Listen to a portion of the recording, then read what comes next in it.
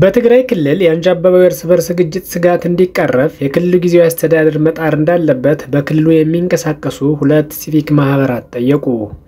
ቅድሚያ ለሰብአዊ መብቶችና የዲሞክራሲና የማህበራዊ ፍትህ ድምጽ የተባሉት ሲቪክ ተቋማት ባወጡት መግለጫ እንደሚሉት በትግራይ ክልል ውስጣዊና ውጫዊ ችግሮች ምክንያት በክልሉ የእርስ በርስ ግጭት ይቀሰቀሳል የሚል ስጋት አለ። ስጋቱ አሳሳቢና የትግራይ ህዝብ ሊቋቋመው የማይችል ነው ያሉት እነዚህ ሲቪክ ተቋማት ስጋቱን ለማቃለል በትግራይ ያሉ ሁሉም አካላት አስተዋጽኦ እንዲያደርጉ ጥሪ አቅርበዋል።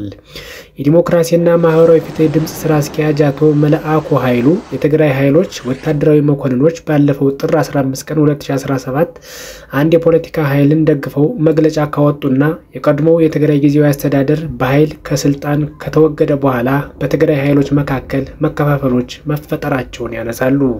ይህ ክፍፍል ሌላ ታጣቂ ኃይል እንዲፈጠር ያደገኛ ግጭት ስጋት እንዲኖርም ማድረጉንም ገልጸዋል።